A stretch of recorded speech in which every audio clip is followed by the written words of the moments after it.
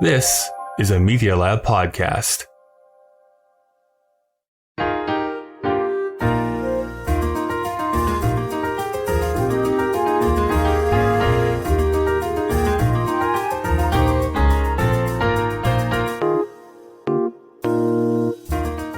Welcome to Putting It Together, the podcast that goes through the entire body of work of Stephen Sondheim, show by show and song by song. My name is Kyle Marshall, your self-described Sondheim expert. Well, welcome back from intermission. I really hope you enjoyed my conversation with David Moschler last week. I think he is this really fascinating guy. And as I kind of said in the intro to last week's episode, I really enjoy talking with composers and people that actually know what they're talking about when it comes to music. This week is the return of Isaac Bernier-Doyle, who has been on here a few times before, although not for a while, way longer than I meant it to be. But we have this really great conversation about The Right Girl. And I'm going to pose it right here at the very beginning of the episode. Me and Isaac ultimately, I think, have a different interpretation of who the right girl is for Buddy. So I want you to write in, whether you want to write into the email address, puttingittogetherpodcast@gmail.com, or if you want to hit me up over on Twitter or Instagram. I want to know who you think the right girl is. As far as Sondheim news goes, the only really big thing that's going on right now is because of how much the entertainment industry is in disarray right now, the movie studios came out this week and kind of announced what is being postponed till 2021, what is actually going to be coming out in 2020, and kind of what the release calendar is like for the next little bit. And the big news is that West Side Story, the Steven Spielberg directed West Side Story, is supposedly still coming out in December. Now, whether that actually means in the United States, that I do not know.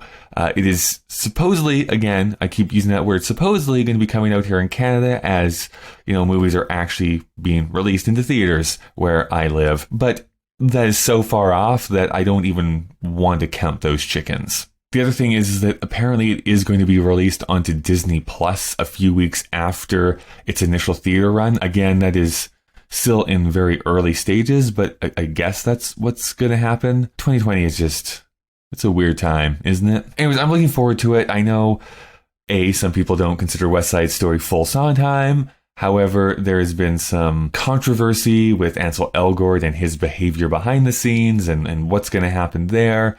The set photos look beautiful to me, and I kind of want to go and support Rita Moreno, but so I'm still semi-excited for this project, and in the back of my mind, I'm kind of trying to see if I have the time to maybe do a quick mini-series on West Side Story again. Of course, there's a full season that you can go and listen to, but I think that now that I have my feet underneath me with this whole podcasting thing, maybe I could do a return back to West Side Story and talk about it a little more. Anyways, that's just a little idea that's rattling around in my brain. I do want to thank the patrons who make this show possible in my quest to make this show completely supported by fans. I need to thank each and every one of you who has decided to go and put money towards this project when there's so many causes and so many great things that you could be donating to that you're choosing to donate to me. I'm hugely thankful. In particular, to the God That's Good tier, I need to thank Jack, Barry, and new patron, Barry Jorgensen, I believe is how you say your last name. Thank you all so much for your continued support. Of course, you can also go and check out some of the things that are happening over on that Patreon page by going to patreon.com/puttingittogetherpodcast. But now I think it's time for Plodding Along. Plodding Along is the part of the show where I describe to you what's happening in the plot. So after the song Too Many Mornings, Sally thinks that Ben and her are actually going to get married. Ben doesn't believe this, but before he can correct Sally's thinking, she kisses him and runs off to grab her things. This is when Buddy comes out from the shadows, furious. He launches into a song where he talks about who the right girl for him is. But who is it?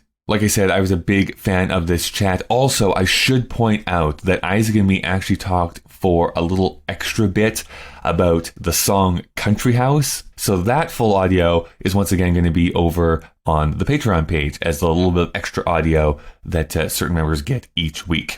I'm going to go thank some sponsors, and then when I return, it'll be my conversation with Isaac Bernier-Doyle. Putting It Together is a proud member of the Alberta Podcast Network, locally grown, community supported. The Alberta Podcast Network promotes and supports Alberta-made podcasts and connects their audiences with Alberta-based businesses and organizations. This episode of Putting It Together is brought to you by World on Fire, a new podcast from CBC Edmonton. World on Fire is a new 5-part series that takes you to the front lines of out-of-control wildfires in Canada, Australia, and California. Recorded during the COVID-19 pandemic, hosts Adrian Lamb and Mike Flanagan look at what it takes to find hope in the midst of fear and destruction and how communities affected by wildfires rebuild. The series examines the high costs the wildfires cause to people's health, homes, and communities. Find World on Fire on the CBC Listen app or wherever you listen to podcasts. You can also find it online at cbc.ca/worldonfire. This episode of Putting It Together is also brought to you by Park Power, a provider of electricity and natural gas in Alberta that offers low rates, awesome service, and profit sharing with local charities. If you switch retailers, nothing changes about the delivery of electricity or natural gas to your home or business. If you have an existing contract, you're going to want to find out the terms for leaving. If you don't, then it's even easier to sign up for Park Power. The choice is yours, and there's a better deal available to you. Learn more at parkpower.ca.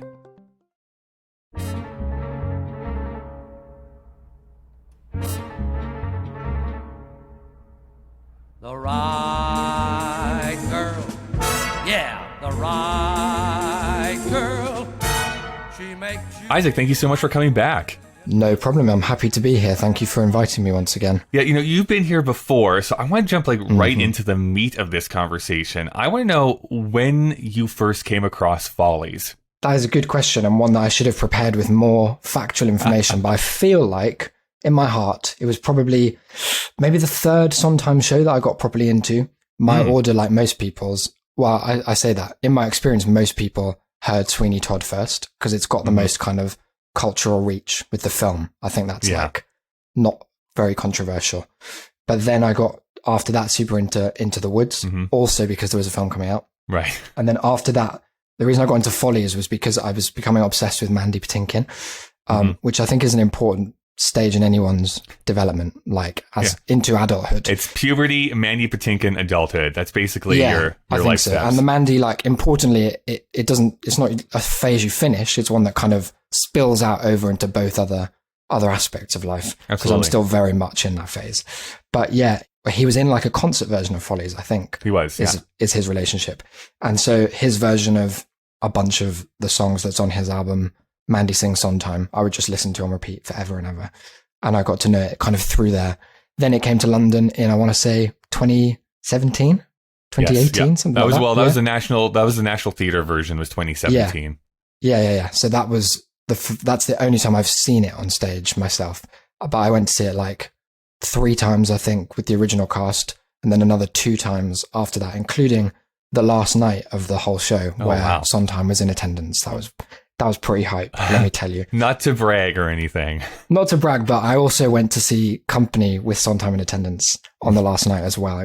Oh no, that wasn't the last night, but it was, it's crazy stuff we had back in the day when London had a theatre industry. Back in the before times, yes. So tell me about that. What is it about Follies that drew you in and that you continue to love? I think the sound world of it is so unique to Sondheim's other work. Like, Into the Woods and Sweeney, the first 2 that I got really into, have a very kind of unifying sound throughout, I think. I think that's fair to say. Yeah. Whereas Follies kind of darts around, because so much of it is kind of in the pastiche style, and he's playing with different genres, not, like wildly different, like there's no hip hop break, but within the various aspects of songs that could reasonably be performed in a Follies setting, I think he it's almost showboating, right? The amount that he chucks in wildly different stuff, like the opera number, Yeah. the One More Kiss thing, to the one we're talking about today, the kind of Frenzied, which is like a proper like entertainer's song. And then later into the Loveland sequence, you have some that are just like pure pastiche. So yeah, I think it was the fact that it sounded so different to other Sondheim that I'd heard, almost to the point that you're like, you could play this album for someone and convince them that each song had a different composer, which I think is incredibly rare that that's a thing you can actually do, because most people have a very fixed sound. Even someone of like Jason Robert Brown's musicality has a very clear kind of chordal harmonic kind of oeuvre, I guess. But also it's even more rare that that's a good thing about a musical, because normally if you play like the original Broadway cast and 10 songs sound like they're by 8 to 10 different people, the problem is that it's got no like unifying whole through line. Whereas in this, I think it's the lack of that through line musically that makes it so interesting and weird. It's just such a great piece. Yeah, this is why I think that there is so much division, especially when it first premiered on Broadway, where it got some pretty negative reviews by the critics. Dreadful. Pretty dreadful reviews. History will look unkindly on them, I hope. No, it's true. I mean, but I think what the for lack of a better word, the insidious thing about this, what I've been discovering as I've been doing this season and recording episodes out of order, is that even those pastiche songs, which, by the way, can I just say, the fact that he even went so far is not just to try his hand at, replicating a Cole Porter song or an Irving Berlin song, but it was like, I'm going to use the musical stylings of this composer, but with the lyrics of this composer. It's like, it's a bit of a flex. It's a bit of a flex. It's like, come on. But even those pastiche songs are commenting on what's going on in the show without being overtly commenting about what's going on in the show. And I think that's the real magic trick about Follies, is that these feel like songs that you could take out and perform, and a lot of people do, but they are also very integral to the plot of the show, such as it is, this rather plotless show after like the first 40 minutes. But I think that that's an it's interesting a real rarity way as well. Oh, yeah. Just in like most people, if they're doing a show that is pastiche or like a song cycle that's kind of winking at an audience that understands that it's borrowing from forms we all know about, they will do that instead of providing a kind of emotionally satisfying arc through the piece. Like it's an incredible balancing act to pull off almost parodying styles alongside also like adding to them. And that's why it's like, it's just the most kind of respectful homage to genres that he clearly loves, to the point of being able to add to them. Like, for example, Losing My Mind is the torch song. Like, for many people, that is the one. And it's so rare that the pastiche manages to be elevated arguably beyond what it's pastiching. Right. I mean, Steve Finds a Way. That's my t-shirt. Steve Finds a Way. The cool thing, because I've been getting this like deep affection and love for Follies, which I didn't really have before. Not because I hated it or anything. It just like was one of those ones I didn't really listen to when I was getting into Sondheim. So it's always been like this curiosity. But now that I've been researching it and getting into it, like, man, there is great stuff. But I think part of it is something that I've identified in myself over the years. That translates into film a lot as well, which is like, I have a real big love affair for things that on paper shouldn't work, but actually do work.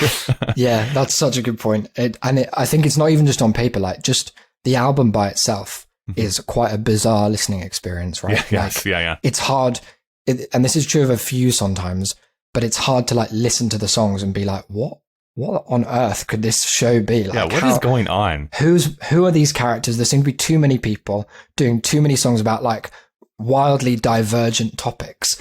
And it's just what do I care about Raining on the Roof? What is going on? It's like, why would that song from the end of Paddington 2 have any any relevance to this overarching plot? But yeah, I think that's like the ultimate threading of the needle, because it shouldn't work. And yet I think inarguably, as the National Theatre's production showed, like it still hits so hard. Like they were selling out constantly. It was impossible to get tickets to that show.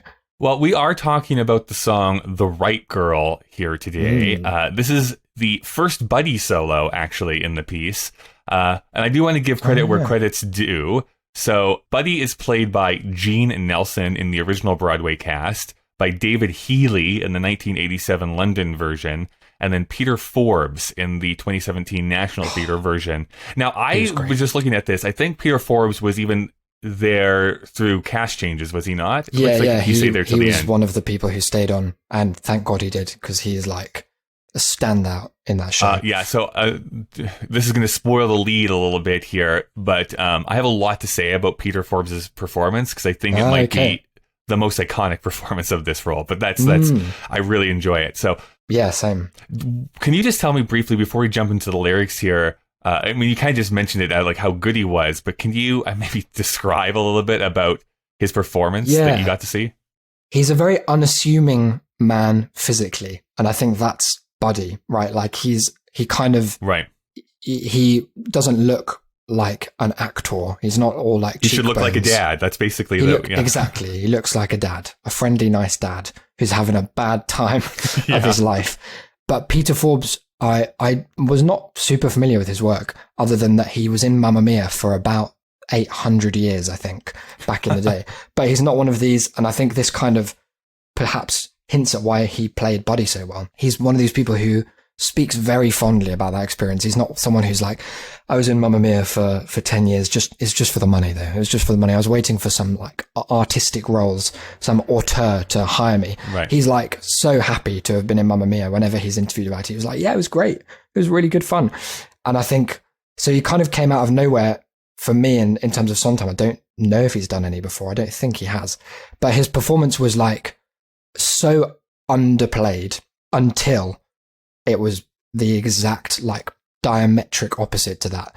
I'm thinking of his Loveland song, which had him dressed in like he looked like a sort of ventriloquist dummy had come to life as one of the Dapper Dans from Disneyland. He's in this like boater, like striped hat and striped suit. And in the original incarnation of the National Theatre version from 2017, because it went away and came back with some changes. They had him performing the song with like drag queens, I think, which was a slightly odd choice and it didn't last, basically. Right. Okay. It was removed. But yeah, I've heard a few different things about that. Apparently Sondheim, one of the people said that was Sondheim's idea, but it didn't seem to land. But yeah, basically in Buddy's Blues, he's like, it could be a new actor performing this, because the energy was just so incredibly high. And also the precision of his like choreography. If you've seen it, he does this funny, like sort of wind the bobbin up hand jive thing when he's singing Buddy's Blues. And it's just like, just the amount of time that would have taken to nail alongside hitting the notes, hitting the like meaning behind the lyrics. It's just an incredibly precise performance. You'd never ever felt at all like there was a slither of a chance that he would flub a line or miss a cue or something. It was just commanding. Yeah, it's one of those things where I have only watched like the recording version of it, the one that they recorded for putting into theaters, and it's an incredibly. I think people often look at like great actors as being sometimes the flashy, like you can tell that they're acting. I always look for the people who are like, I can't tell if you're acting or not, and that's what makes this so good. Yeah, I think that's true. He just it's like, but it's just such a naturalistic performance for a role that is increasingly madder and madder and further from naturalism. And when it's finally like, when they finally all had this like united mental breakdown and they crack, coming back as that new kind of heightened version of Buddy for Buddy's Blues, which I think we get a hint of what's to come in this song, The Right Girl. Right. When he came back like that, it was like Gandalf the White returning. You're like, who is this new Buddy? Where's he been hiding? It's just an incredible performance. And just, he's a very warm presence on stage. Like you feel for him a lot. And by the way, why couldn't you just fly the eagles into Mordor? I don't get it. Yeah, there's no good answer, is there? There's no good answer. People on Reddit, they tried to come up with one, but ultimately he dropped the ball. It was silly. Yeah. All right, well, here's how this starts. So he goes, The right girl, yeah, the right girl. She makes you feel like $1,000,000 instead of what? Like a rented tux. The right girl, yeah, the right girl. She's with you no matter how you feel. You're not the good guy, you're not the heel. You're not the dreamboat that sank, you're real. When you've got, yeah, the right girl, yeah, and I got... The right girl, yeah, the right girl.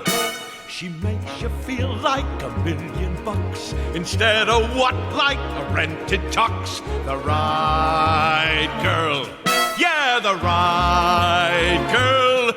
She's with you no matter how you feel. You're not the good guy, you're not the heel. You're not some dreamboat that sank, you're real. When you got, yeah, the right girl, and I got.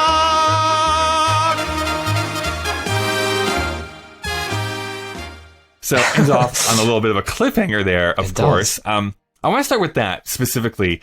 What do you think is left unsaid here in this first stanza? I think when Peter Forbes played it, he did something interesting a couple of the times. Like, I think I saw it quite early and then I saw it the latest you could see it, and it changed a bit. But on occasion, they kind of played this as sort of being unable to, not necessarily unable to decide what he means when he says, and I got, and then stops his sentence, but as kind of just getting like caught up in we get that weird, like violent accompaniment, that bum, bum, bum thing. And he was like, I think he was literally kind of spinning around. It was sort of like he was caught in some kind of whirlwind. So I think the meaning changes throughout the song. But I think early on, I think he's just confused. Like, it's like it is basically that he's just found out some shocking news. And I think and I got is like, well, what do I have? Like, what? He thought he had something quite straightforward and clear, but there's been a clearly developing suspicion that his life with Sally is not, or that she thought it was not, or that he thought it was either. And I think this is where he's like, yeah, like, God, what do I have? Like, what is left if this all falls apart? I literally just thought of this as you were speaking. So this is not a fully formed thought, and I'd have to think about it a little bit more. They're the best ones. But honestly, it's almost like an inversion of Bobby from Company saying, like, what do you got? Or what do you get? Sorry, what do you get? And then launching into Being Alive. This is kind of him being like, and what do I got? Well, this is what I have. Yeah, no, that's a good point, I think. Whereas Bobby is kind of like cynically trying to unpack like what you even get out of marriage or out of commitment. It seems like Buddy is dealing with like the opposite situation of trying to unpack, well, what you've got left after the commitment falls apart. Like, what are the pieces? What can he, if he takes stock of his life, even claim to have ownership of? It turns out it's not a great deal. Poor Buddy. The other thing I think that's interesting here is how the music is going underneath him, right? Like the right girl, and then it's like bam, like with that note, and he goes, yeah, right after it. It almost, it's weird when you listen to this song, because it almost feels like he's out of time. Like he's not doing it when the most important note gets hit, sort of thing. And it always throws me. It's like, you feel like even as a listener that he should be saying yeah on that big brassy note and stuff, but never does. Yes. Yeah, it is sort of behind. I'm just looking at the score, and it's like, yeah, it's notated as behind that beat. And it does create, which he sometimes goes on to use incredibly well in Live, Laugh, Love, right? This idea of like, is he messing it up, or is that how it's written? Yeah. Which makes, I knew that song would be uncomfortable to be in the audience for if people didn't know it was coming. But I can't express the panic in a polite kind of middle class London National Theatre attending audience when Philip Quast starts to go, me, I like to love me, and they're just like, oh God, he's flubbed it. He's messed up the lines. It was an incredibly effective moment, more than I thought. And I think we get hints of that here as well, which is, it sort of speaks to, it blurs the line between the actor kind of having a breakdown and the character having a breakdown. It's great. And I think the years as well change in meaning. They become, it sort of starts as for me, I think quite sardonic, like, yeah, of course I've got the right girl. But it becomes later on a much more kind of violent, like he says them with real venom later on. And I think the fact that you can get that much from the kind of line that like, an editor would tend to strike from a manuscript and be like, you can probably think of something better than yeah. But no, it works perfectly. It's the ambiguity of it that I think plays so well. Any other lines here that you want to call out? I really like, and I think it's emblematic of something that I like more broadly of Sondheim style, the line, instead of what, like a rented tux. I think most writers would have gone for something like, instead of just like a rented tux, which is the more kind of obvious and self-consciously lyrical choice. But Sondheim, like Shakespeare, has such an ear for like natural, conventional spoken dialogue that instead of what, it's just such a, like an American, to my ear at least, an American kind of interjecting in the middle of your own sentence, Mamet style interruption, self-interruption. They just plays so well, and it just grounds this song that's kind of come out of nowhere in quite a surprising way in that kind of spoken natural reality. That is what Buddy would say, instead of what, like a rented tux, like he's thinking through the line. It's just little touches like that which I think elevate an already amazing lyric. Mine are these two lines where he says, she's with you no matter how you feel. You're not the good guy. You're not the heel. You're not the dreamboat that sank. You're real. I just love how that kind of flows.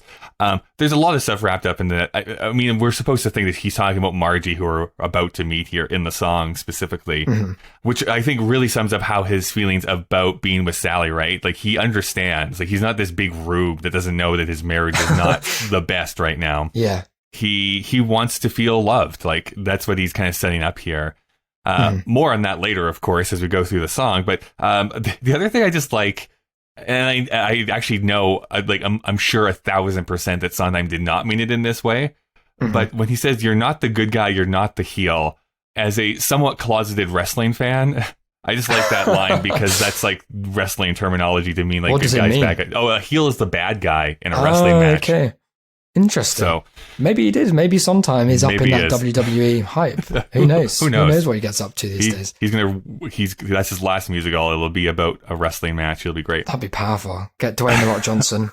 Yeah, exactly. He's been crying out. He barely remembers the lyrics to the songs in Moana. I'm sure he'd be fine with the Sondheim score. Yeah, exactly. Have you seen, just as a quick side note, there's an amazing YouTube video I'd encourage all of your listeners to watch, which is Dwayne Johnson and Lin-Manuel Miranda singing You're Welcome. I can't quite remember the context. It was clearly to promote Moana.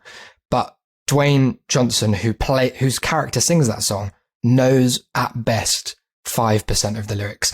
And he's such a confident guy that he's just like sitting there, standing up with the mic being like, na, na, na, na, na, na, you're welcome. And he makes sure to like properly hit the you're welcomes to be like, I'm nailing that bit. Doesn't matter about the rest. It's powerful, powerful viewing.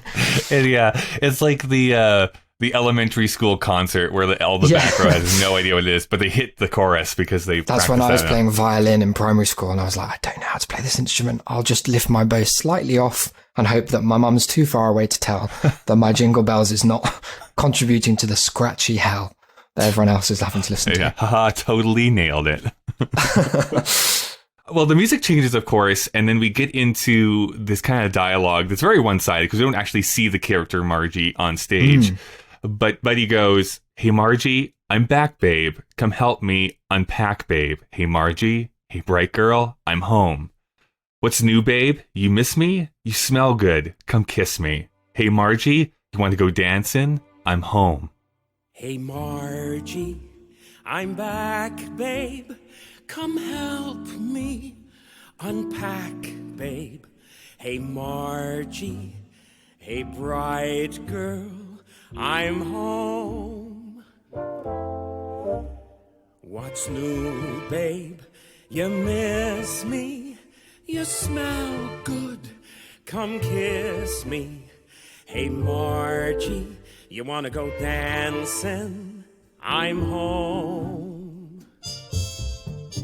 And like not a huge, big lyrical tour de force necessarily right here, but I'm curious about what you think about this moment, because I can't remember, even though I've recently within the last few weeks have watched that National Theatre version. Is this the first time he has explicitly said that he's having an affair, or has he actually said that out loud on stage? It's a good question. I can't say for sure. I think, if I remember correctly, Buddy and Ben have a conversation very early on when they're like, Buddy's like, asks Ben, he's like, you still play around, something like that. Right. And I think they both are like, oh no, I've given that up, but with a very clear kind of subtext that no, they're both still messing around. So but it could be made more explicit than that. I can't quite remember.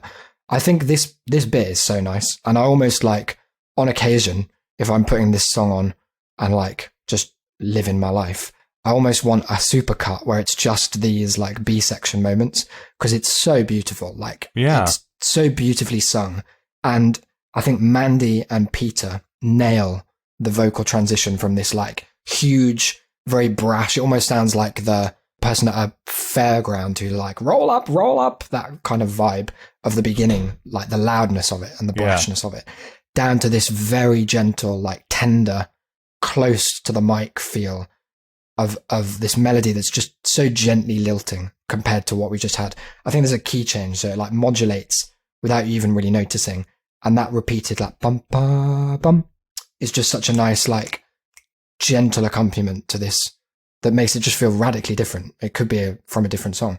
I really, really like these moments. Yeah, I do too. And I think I was going to say the word tender as well. It almost feels like it's one of those moments like, should I be here in the same room while you're sharing this moment it's very with intimate, me? Yeah. It's super intimate, right? And this is going to feel like I'm like way more negative than I am. But just because I'm such a big fan of how Peter Forbes performs this song, especially on the album when you listen to it, because it's great. It's one of the few times where I think it is better than the original Broadway cast, which no shade to Gene Nelson. I don't know if you know who Gene Nelson is, the original Buddy. I don't know him at all outside of the context of Buddy. So he was like well renowned as a dancer. Like he was influenced by Ginger Rogers, Fred Astaire. He was in a bunch of films showing off his dancing. If you've ever seen the movie version of Oklahoma, he's Will in that. Oh, yeah. And then that's cool. The original Buddy and stuff like that. So in this song, of course, there is actually, right before this smaller, more tender section happens, there's a bit of a dance break. Mm-hmm. And by all accounts, apparently, he did like this amazing dance routine before going into this tender bit. So I think that he was definitely cast, especially for his dance skills. He's a good singer too. It's just like that feeling behind the words. Man, does Peter Forbes like nail every single syllable? Yeah, and also I feel like if Buddy's a really good dancer, that really kind of dislodges something about his character. I think like Buddy is an everyman. Like even the name Buddy, he's just like he's just your pal. He's just some guy. He's not like your pal who happens to be some kind of like tech genius. Right. He's just Buddy. Like Peter Forbes does this. He's wearing, as I recall, a kind of ill-fitting sort of talking head style jacket at this stage to the party. It's like not the best suit, not the best cut for him. Peter himself is quite a like physically unassuming guy, and he does this very sincere but not very good dancing with himself box step sort of thing. And I thought that just worked so well. Like it's kind of naff, but then so's Buddy, and that's what's so nice about him. Yeah, it's like he is literally the opposite of the famous Benjamin Stone, right? Like, yeah, exactly. He's very much the foil. Yeah, because Benjamin Stone, he could probably whip out some kind of breakdancing moment. You'd expect he'd probably have some like popping and locking up his sleeve, whereas Buddy never took the time to learn the High School Musical dance routines. Anything that you wanted to pull from these two stanzas of this section? I think it's interesting. Margie exists as a kind of Curly's wife figure. Yeah, sure. In the sense that her identity is only revealed through other people's relationships to her. Like what she's about, who she is unclear. I think we get some hints as to the quality of their relationship later on. But the fact that it's like he's the driving force here, I think that kind of tells you all you need to know about the relative emotional investment. She is his midlife crisis. He's not her like future, is my impression. Oh, gotcha. I think like you having to ask, you miss me, it's okay. On its own, that would be no red flag, right? You miss me, that's a kind of normal thing to say. But in the context of having to say, I'm home, what's new? You miss me, come kiss me. You want to go dancing? I'm home again. Like it's a kind of doth protest too much sort of vibe I get from it. Whereas like he's having to put a lot of the work in here, as you would expect, because we get the impression that Margie's a lot younger. She lives elsewhere. Even though later on we get stuff about her crying, I don't know. It just, to me, it feels like it's kind of a one-sided thing to some extent. I have more to say about that, but I want to read these lyrics first so I have backup. That's a good idea. So he continues on by saying, Des Moines was rotten and the deal fell through. I pushed, babe. I'm bushed, babe. I needed you to tell my troubles to. The heck, babe. Let's neck, babe. Hey, Margie, you want to go dancing? You want to go driving or something? Okay, babe. Whatever you say, babe. You want to stay home? You want to stay home? Des Moines was rotten and the deal fell through. I pushed, babe. I'm bushed, babe. I needed you to tell my troubles to. The heck, babe. Let's neck, babe. Hey, Margie, you want to go dancing? You want to go driving or something? Okay, babe. Whatever you say, babe. You want to stay home? You want to stay home? I do want to point out the fact that there is a lyric change in the London version. So after he says Des Moines was rotten and the deal fell through, in the London version, it says she sees your problems and helps you through. She asks you things like what to do. You still have things to look forward to. So it's not really a conversation. It's almost like he's remembering back to a conversation in the London version. The syntax is a little bit weird there, in my opinion, but that's what they change it to. I've also heard Des Moines was crazy, but I closed the deal as well in another version. I don't know if that's Oh my gosh, yes, sorry. Let me rephrase that, because I was reading the wrong line. Yeah, Des Moines was crazy and I closed the deal. I didn't realize how old I'd feel. That's what he says. Des Moines was crazy, but I closed the deal. I pushed, babe. I'm pushed, babe. I didn't realize how old I'd feel. The heck, babe. Let's neck, babe. Anything that you notice about these lines? So expanding on what I just said, the rhetorical questions, right? Like they're just adding and adding up. There's also like a kind of juvenile quality to their relationship. I think like the word neck. I don't know. It sounds like teens, right? Well, no,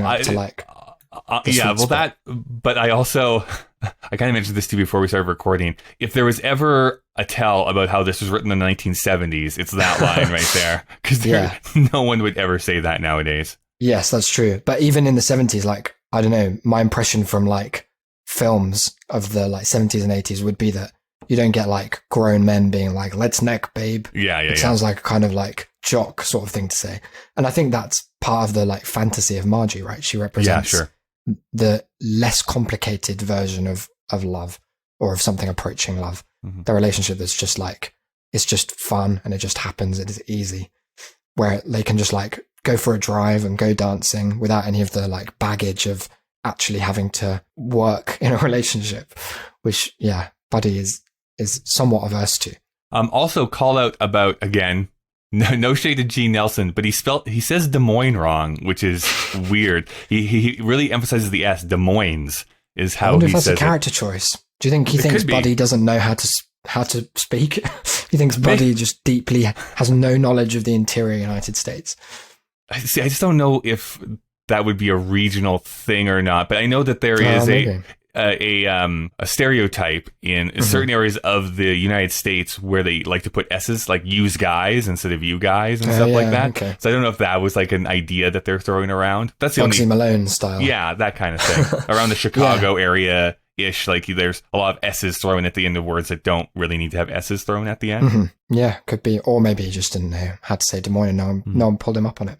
Although it doesn't sound like the kind of thing that Staunton would sign off on. Right, no, I kind of agree. I think it's actually just a flub on the CD or on the recording. Yeah. Here's where I'm conflicted about the whole Margie character in general, because I hear what you're saying about how this is maybe a little bit more one-sided, where it's Buddy coming and really forcing the relationship. So I guess it just depends on how truthful he's being, because at the beginning he mentions about how she makes you feel like $1 million, right? Like, so he's talking about Margie. She makes him feel good, and apparently she's with you no matter how you feel. You're not the good guy, not the dreamboat that sank, right? You're not trying to achieve these expectations that Sally has of him over all of these like decades that they've been together. At the same time, like there is this undercurrent of like, oh, she doesn't really want to go out, and so I'm wondering what the reason behind that is. And I don't know if it is actually fully resolved, where it's like, is her reticence of going out because she really just wants to spend time with him, or is she embarrassed to bring him out, right? Yes, that's a really good point. Right? I think, is he too old for her to bring out on a date? It's really sad. It's a really horrible idea to think that Margie doesn't want to be seen out at like some dance hall with Buddy pulling his non-exemplar moves. Right. But yeah, I think I buy that interpretation for sure. And I think the repetition of "you want to stay home," along with the melody of it, which kind of rises, "you want to stay home, you want to stay home," it's higher the second time. It sounds like he's sort of placating her, like she's kicked off. She's like, no, you know, I don't want to go driving. I don't want to go dancing. When you're here, we hang out at home. That's the vibe. Yeah. It sounds like, yeah. No, you want to stay home. I get it. You want to stay home. That's how I interpret it, which is, yeah, definitely a kind of sadder interpretation of your two options. But I think it's a sad song. I think Buddy's a sad guy. I mean, no matter how you cut this is it's tragic, especially when we get to the very, very end. I suppose if you wanted to be the optimist in this, it's like, no, she really loves him, but she just wants to spend time with just him. Unfortunately, there's a lot of other baggage that we have to get through here at the same time. So there's a little bit of another break again. This is usually a dance break again. A little bit of choreography goes along. And then he continues on saying, "Hey, Margie, it's day, babe. My flight goes. No, stay, babe. You know how you cry, babe. Stay home. Be good now. We'll speak, babe. It might be next week, babe. Hey, Margie, goodbye, babe. I gotta go home." Hey, Margie, it's day, babe. My flight goes. No, stay, babe. You know how you cry, babe. Stay home. Be good now. We'll speak, babe. It might be next week, babe. Hey, Margie, goodbye, babe. I gotta go home. So I guess that's the thing. Like, he doesn't want to bring her to the airport because maybe she's going to cry because he's going to leave. Or is there a different way to read that? I see it as quite like the inverse of Barcelona from Company, where the joke is that she couldn't care. Well, I'm saying she because the most recent one I've seen is female Bobby, which is now my favorite version as well. Right. Bobby doesn't really care about this guy going. She's just like, yeah, off you pop. We've had our night. Off you go to Barcelona, mate. Like, we're good. Here, I see it as like he's kind of baiting her to ask him to stay, sort of thing, where he's like, well, yeah, I gotta go now. Yep. No, I've really gotta go. It's really, I'm, you know how you cry. It's like, I don't buy that she does cry personally. I think she probably is sad, but maybe not in the same way that he is. And I don't know, the fact that he has to tell her how she's going to feel, the fact that it's so one-sided and that he's kind of directing her, saying that like the flight's going, you stay, you'd cry if you were there, or you'll cry if I'm not, like either way. And then the curtain kind of slips a bit when he's like, we'll speak, but it might not be for a week. It's like, if it were the kind of relationship with the depth of feeling that you're pretending it has, Buddy, then I feel like you'd find time before next week. If she's crying at home because you've abandoned her to go back to your failing marriage, I feel like you'd make the time. You'd go out and say you were picking up milk or something, find a call box. It just, I don't know, there's something, it's more than needs to be the case. It's like when, you know, if like a kid is lying and they're like, no, I didn't take the sweets. And they come up with some like mad story about why they didn't. It's like, well, no, I was sat at the other side of the room and I was looking out the window and I saw a pigeon, so I couldn't have taken them at that time. You're like, okay, well, you've over-explained. You've overplayed your hand, I think. It has that kind of vibe where he's like, if it were of the quality of emotional sincerity and depth that he wants to pretend it is, you wouldn't have to say this stuff. And Sondheim wouldn't put it in because it would work unsaid. The melody is beautiful enough and the tenderness, the kind of vocal quality that Mandy Patinkin does so well with that like excess vibrato that he has just to a T. That says it all. You don't need to say stuff like you're going to cry and be good and we'll speak soon. Like it would be enough just to say goodbye and know it. I mean, yeah, I think that the biggest tell in that is that he says it might be next week, right? It's not like you could very easily rewrite that line to be, I'll see you next week, babe. Like, this is not a definitive thing. It's not definite that he's going to even be there. So how close his relationship really is, it seems like he only gets to see her, or will only see her when he's like on his quote unquote business trip to see her and drop by sort of thing. This is how the song ends. So we go back into how the song opens, right? The right girl. Yeah, the right girl. She sees you're nothing and thinks you're king. She knows you got other songs to sing. You still could be anything when you got, the right girl. And I got, and then we get into again, that tender section. Hey, Margie, I'm back, babe. Come help me unpack, babe. Hey, Margie. Hey, bright girl. I'm home. You miss me? I knew it. Hey, Margie, I blew it. I don't love the right girl. Aw, shit. The right girl. Yeah, the right girl. She sees you're nothing and thinks you're king. She knows you got other songs to sing. You still could be anything.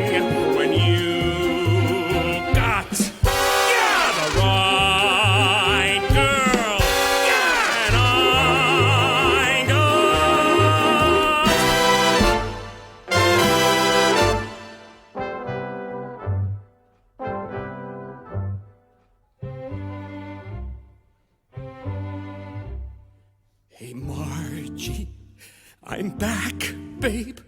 Come help me unpack, babe. Hey, Margie. Hey, bright girl. I'm home. You miss me. I knew it. Hey, Margie. I blew it. I don't love the right girl.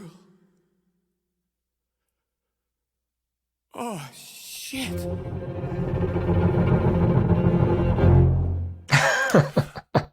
What an end.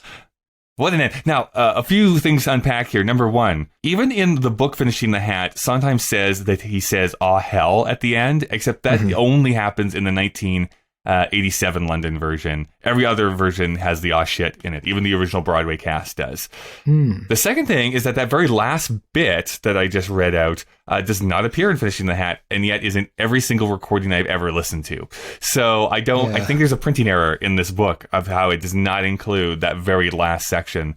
The Hey Margie, I'm back, babe. That whole section is not written out. It can't really function unless maybe originally they had more dialogue there or something. Perhaps, I don't know. Maybe he has some dialogue to her, even if she's not on stage. But yeah, like thematically, the song cannot have ended there. So yeah, I think printing error is a good shout. Yeah. Now here's what I have to say. Like until this conversation, I actually had a different interpretation of this song. So you're slowly changing my mind a little bit because initially what I thought was so tragic about this song was that. Yes, he is protesting too much. But I kind of interpreted it originally as Margie like really loves him, but he still really loves Sally. And the tragedy here is that Sally doesn't love him back, and he can't love Margie back in the same way. So he's in between these two weird things where the different ends of the relationship, where like in a relationship where the other person is not as interested in you as you are, but from two different angles. Right, so when he gets to the end here and says, I blew it, I don't love the right girl, oh shit, because I actually love Sally, but she doesn't love me back. But you definitely could read it in the same way of like, I don't love the right girl, oh shit, I'm still with my wife, and I should be with this other person. Right, so I don't know how you look at this. I interpret it as being kind of neither of those, in the sense that I think the reason he never says who the right girl is that he doesn't know. Like, all he knows is that something's not working. Yeah. It's like that thing of like, you don't have to be a firefighter to point out when the house is on fire. Like, he doesn't know what exactly the solution to this problem is. He just knows that it's killing him to exist in this sort of in-between hinterland between like a girl who I absolutely buy that Margie is into him on some level. I would disagree perhaps that she's in love with him. I don't see it. I don't see it in the text. I also just, like, practically speaking, like, how many times are they seeing each other? Like, how often can he sneak away for business and stuff? I'm sure she feels something for him. Like, definitely she does. But love, I don't know. Being stuck between that feeling it's like grass is greener sort of vibe of what Margie represents, or what she represents at least in his head, compared to the stasis and the kind of crumbling of that relationship with Sally. I think all he knows is that he doesn't love, the right girl. Like, either way, his love is misplaced. Yeah, 'cause you can tell that he's on the verge of a breakdown of some sort, because Peter Forbes, as well as David Healy, I have to say, from the 1987 London version, to a degree, like, they're almost crying through that last bit. It's like, it's horrible. Like, it's heart-wrenching, because it's like, oh, you're about to lose it here. Sort of I think it's really cool bit of writing melodically as well, because we've had this structure, like Sondheim loves, like, he has a kind of Reichian love for just repeating figures, right? So this da da da bum bum bum, and the same with this, just the melody of the "Hey Margie, I'm back, babe." Like, we've heard all this before, but what we haven't heard is that melody accompanied by a seismic shift in what he's actually saying. So far, he's just been like babbling on about broadly the same stuff. "Hey Margie, I'm back. Help me unpack," all this stuff. But now he's like, "You miss me? I knew it." And we expect it to be something like positive that follows, but then all of a sudden we get, "Hey Margie, by the way, just want to throw this out there. I've ruined my entire life. Just deal with that now." And it kind of catches you. And Peter Forbes played it particularly well, because it is this moment of like sudden realization. Is it triggered by her saying that she missed him, or is it triggered by her not saying that she missed him and him having to say it? Either way, I think the moment catches you quite off guard, because we've been lulled into this sense of like melodic security with this repeating kind of soft structure that's sung so delicately by everyone who's played it, I think. And then suddenly you just get this, like, what a thing to say to Margie, just out of nowhere. Like, he's just walked in. "Come help me unpack. By the way, my life is a farce. Like, I've ruined. My life is over." This is it. Want to stay home tonight? It's going to be great. I'm not feeling the dancing tonight, Margie. Gotta say, it'd be hard to whip out the waltz in this particular emotional stupor.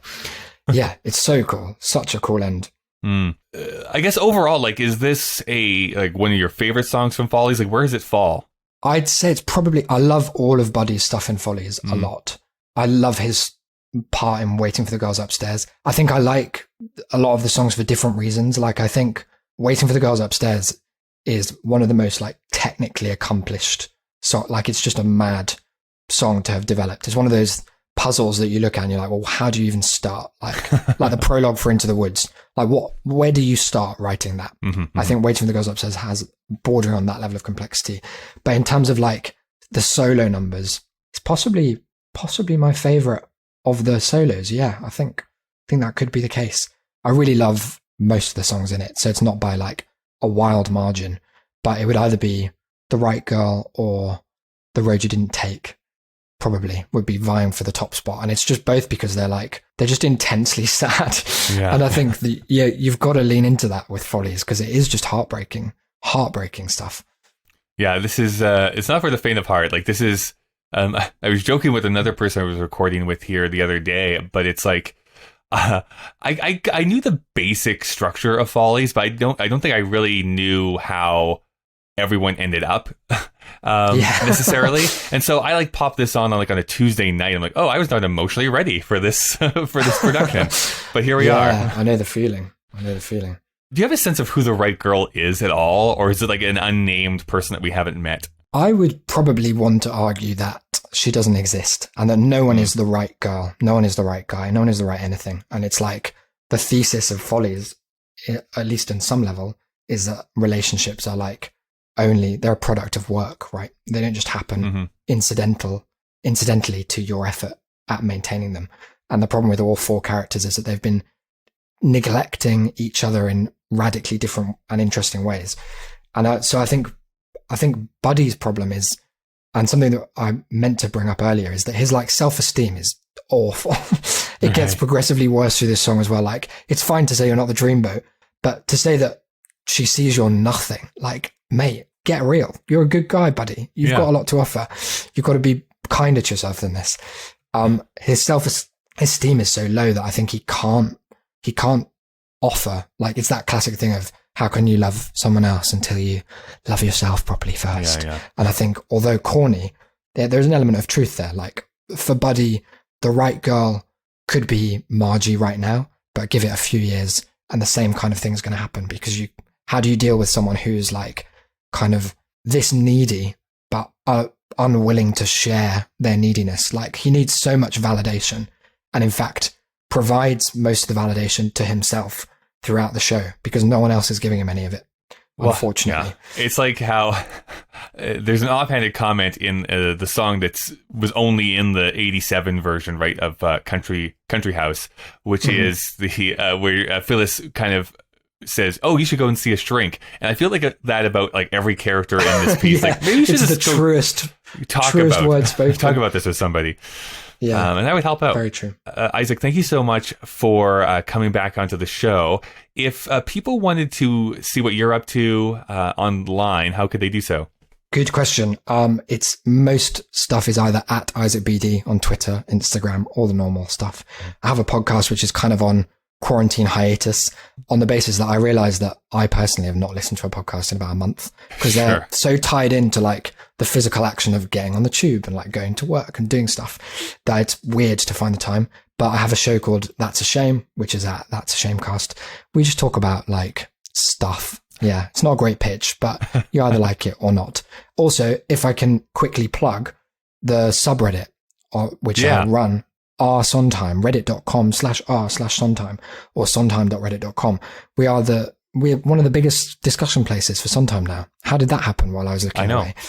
It's great. And compared to, I'm in like a bunch of these, right? There's the big Facebook group called, what's it called? Finishing the Chat, yeah. Which is great, and it has its place. But God in heaven, there are some strong-minded people who are not afraid to really shout each other down in the most kind of aggressive and often pseudo-intellectual way over at Finishing the Chat, which is, otherwise a great place. We don't have that on our Sondheim. We're mostly memes and chat. So head over there for some of that. Yeah.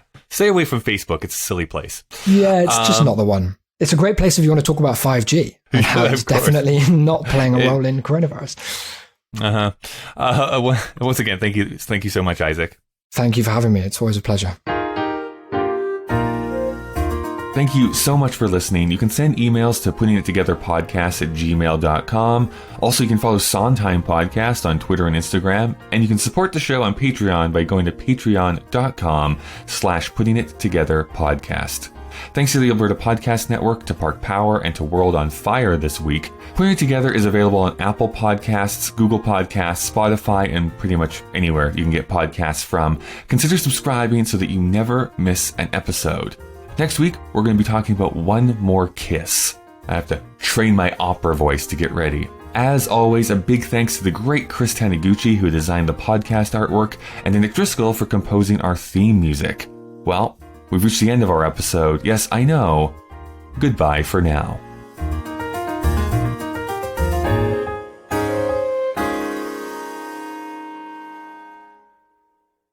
The way that Diana Rigg sings "Maybe we could take a suite at the Waldorf" is the greatest delivery of a line in any medium.